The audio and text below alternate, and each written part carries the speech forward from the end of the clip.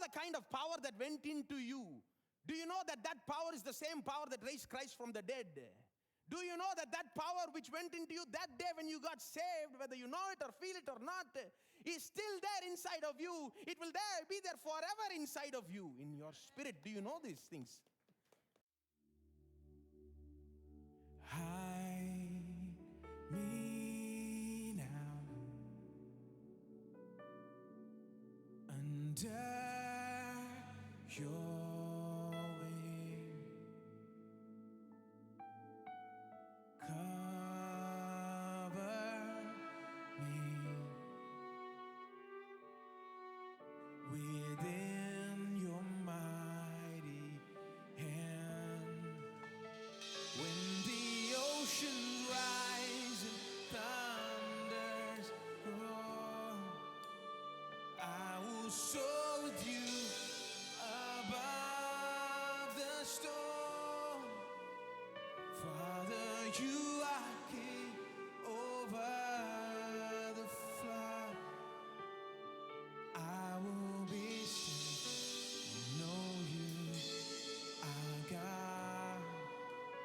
I will be still, know you are God. Find rest, my soul, in Christ alone. Know His power in quietness and trust. When the oceans rise and thunder roar, I will soar with you above the storm.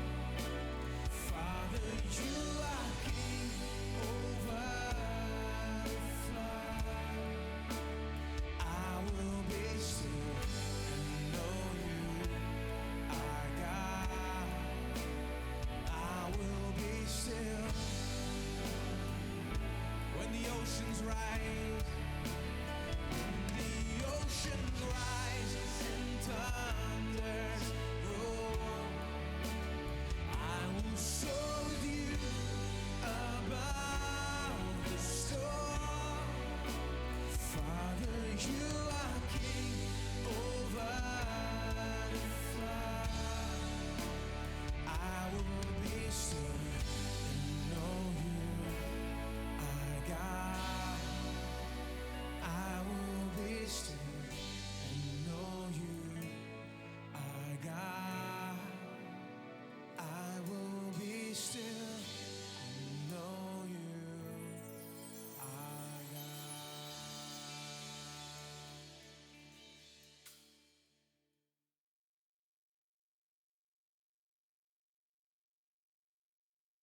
Paul says we are a new creation. Anyone who is in Christ, he is a new creation. So one way the New Testament talks about this big changes, it says we are born again, we are a new creation, and so on.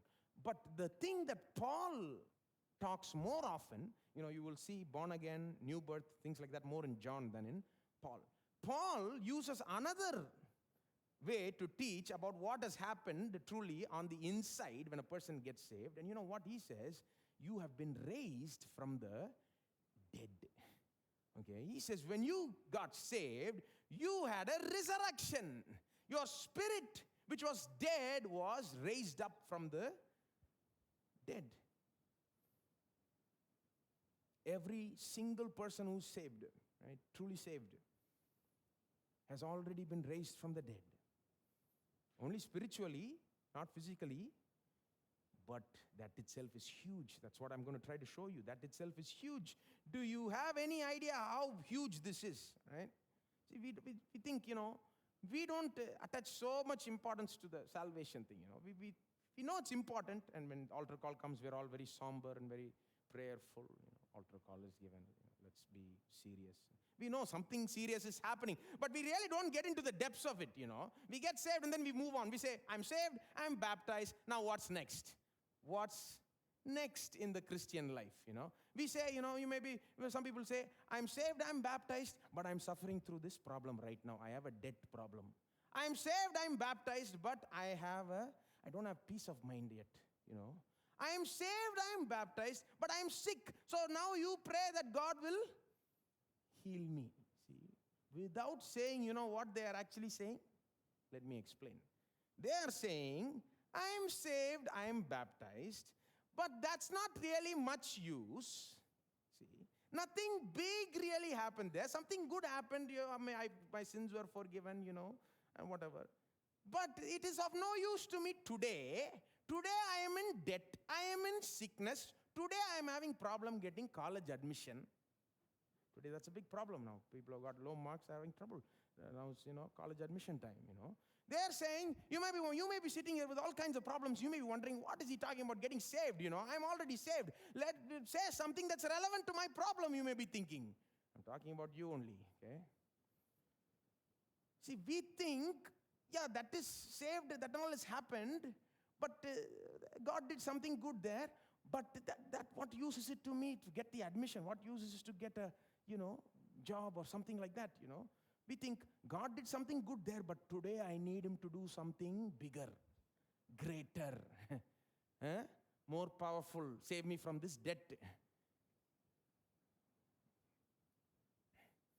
See, we think the debt we have, the sickness we have today, requires God's greater power. There's the problem, okay? We think that was something big, God did that, but now I have something worse. Sickness, debt, right? Let God do something here. Let him show more power here. Let me tell you, my friend, the greatest power that God can show you has already been shown if you are saved. He is not going to show more power than he showed during the time of your salvation for the rest of your life. I don't know if that's coming as a shocking news to you. You know why? He can't. The greatest power he can show to you has already been shown at the time of your salvation when he raised you from the dead. You may be thinking, God, show more power here. My sickness, my cancer. Maybe a big sickness, maybe a big debt, my friend. I'm not undermining your sickness, you see. I'm not undermining your problem. I'm not just trying to say, oh, it's not a big problem. No, it's a big problem. I realize that. I understand that. But God has solved an even bigger problem already. Are you aware of that? God has saved you, which is an even bigger problem than healing you of. You know that the greatest miracle that can take place is a person getting saved. Do you know that? That miracle takes more of God's power than any other problem we may have in this life. See, if you begin to think like this, you know how you'll begin to think. I'm saved, I'm baptized. That means if the God who saved me is my God, then he will surely deliver me from this. Amen. You see, the faith gets angled and directed when you appreciate really what happened in salvation, when you got a revelation of the greatness, the glory of the salvation that you have received, the other problems you face in life don't seem so big. It is easy to believe that you can have the victory over them. I hope you're getting this. Our problem is we don't make too much of our salvation. We say, I'm saved, I'm baptized, I know that, I know the salvation, I got saved, I know that. What's next? Tell me what's next in the Christian life. I want to, grow as a Christian. Well, hang on 1 minute. Do you know what happened at your salvation? Do you know the kind of power that went into you? Do you know that power is the same power that raised Christ from the dead? Do you know that power which went into you that day when you got saved, whether you know it or feel it or not, is still there inside of you? It will be there forever inside of you, in your spirit. Do you know these things? See, have you ever thought of salvation in that way? Salvation is the greatest thing God can ever do for you. He's already done it, finished, over. Everything else is chota patak things. See, it's like the same thing what I said, you remember, Red Sea is there, Lazarus' resurrection is there, but which is greater? Jesus' resurrection is? It's exactly the same. Deliverance from cancer is there, from death is there. Getting saved is there, which is greater? Which requires the greater power of, you see, this is what we're going to be looking into today, you see. When we got saved, what happened? My friend, we experienced the greatest change. We were raised from the dead. Now, in order to understand this, what we're going to do is we're going to look at how we were before we got saved, and then how we are after we got saved. So before we got saved, the before picture, and then the after we got saved picture of the inner man. Okay, it's easy to take a picture of the outer man, but inner man, you got to look into this, and I got to slowly draw it. It's not like a one click, no. It takes me time to draw it, so be prepared. You know about this before and after picture? Have you seen it on Facebook? A lot of people post before and after. You know, before I was like this, now I am like, it's used a lot in these diets. They try to convince you to take some diet, and so they say, before I was like this, I went on this diet for 2 months, and then I became like this. You see that, and you're like, my goodness, before the person is, fat, and, he's just breaking out on all sides, And pardon me for, But, and then now he's like, perfect cut and whatever. In 2 months, this diet made him like this, we think. So this diet must be a powerful diet. I can go, nowadays they compete. The diets are competing with one another to get your attention. Because a lot of diets are there. One diet is saying, you don't eat any non-veg. Another diet is saying, you eat all the non-veg you want. All the non-veg you want. Just cut out the rice. In fact, you eat all the fat also you want. Just cut out the rice. Some diets are saying, cut out everything that is white. Rice, milk. There's all kinds of diets. How do they pull you? How do they hook you? How do they show that their diet is powerful? By showing you the impressive before and after. Now we are going to look at our before picture and then our after picture. Be prepared, because the before picture doesn't look too good. Okay? Before, how were we before we got saved? Paul says in Ephesians 2:1, and you he made alive who were dead. Who were dead in trespasses. And what were you before you were dead? A little harsh. I say very harsh. Paul, very harsh, very rude. Dead? That's how we were before? Dead? I mean, you can't find a better way to say it. Paul, you could have said we were sick. We were, wounded maybe. Why dead? Should you be so rude? Should you be so extreme? We had a moral sickness, as they say, We didn't have a good mindset. We didn't have a good purpose in life. You could say like that, Paul. Some people say, I didn't have a good purpose in life. Now I become saved. Now I have a purpose and I'm trying to do God's will. That's good. That's there. But Paul doesn't say that. Paul doesn't say you were almost dead.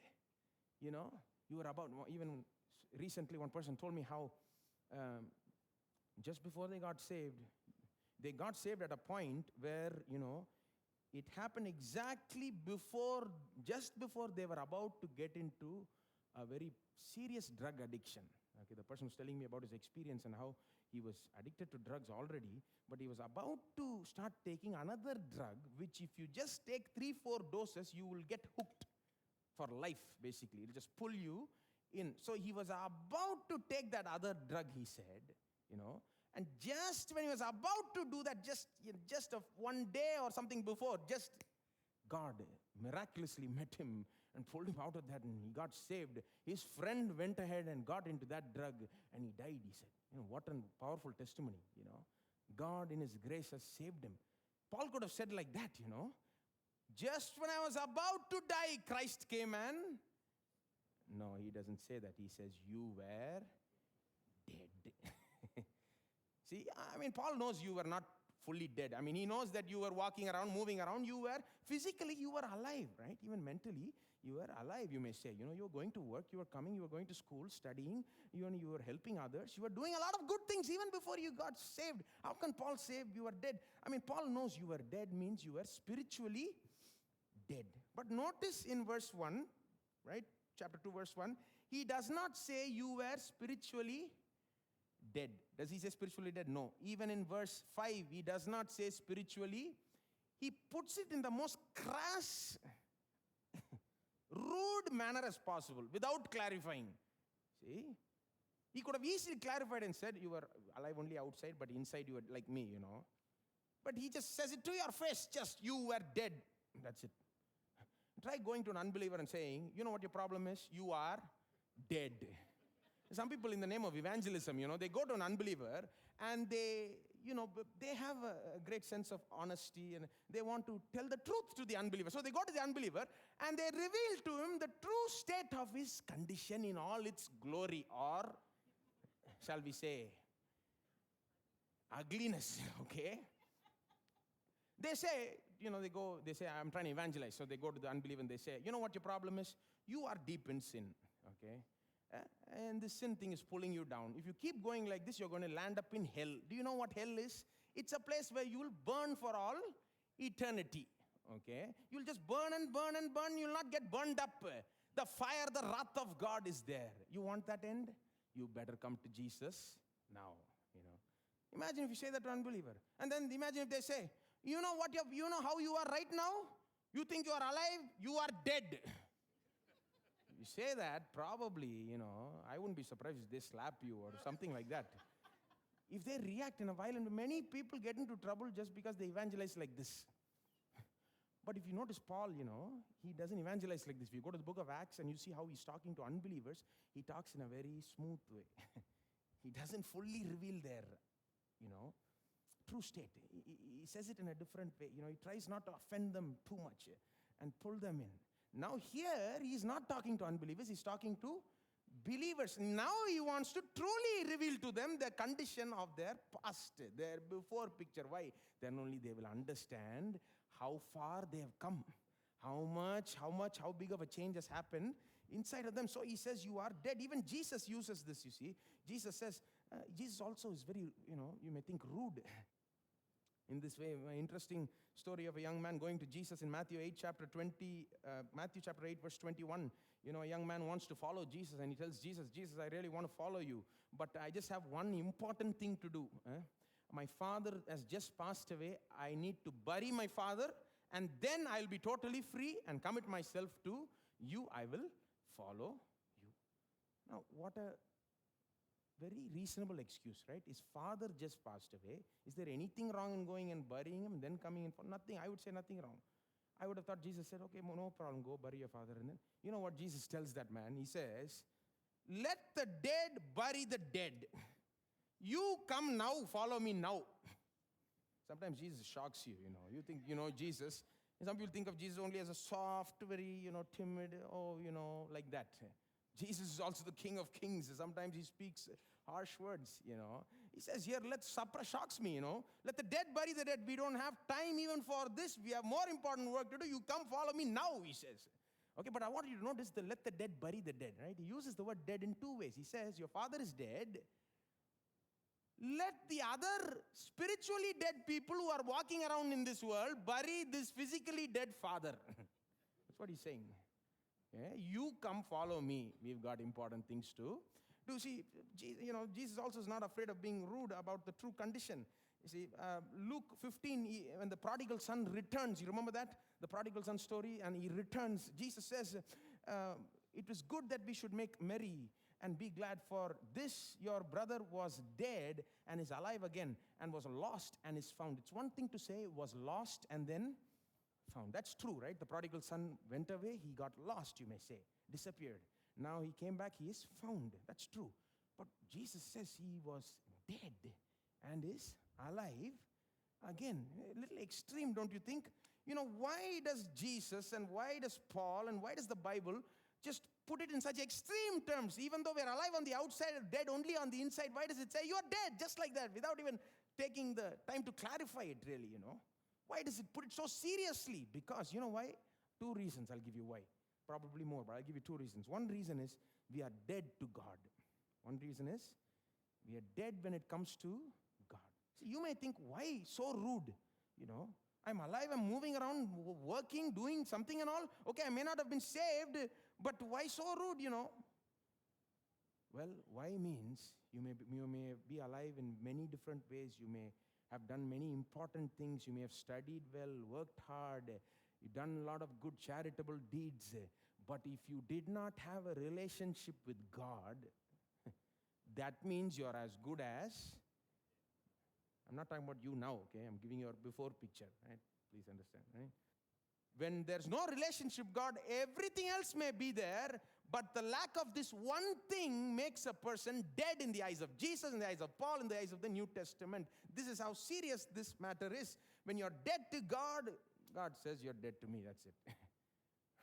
Right? As far as I'm concerned, as far as the Bible is concerned, you're dead. You may think you're living, but you are dead. We were not in relationship with God. We did not have a fellowship, a union with God. We may have known that there was a God, and we may have even sought His blessing, but we didn't have a real working, close relationship with this God, you see.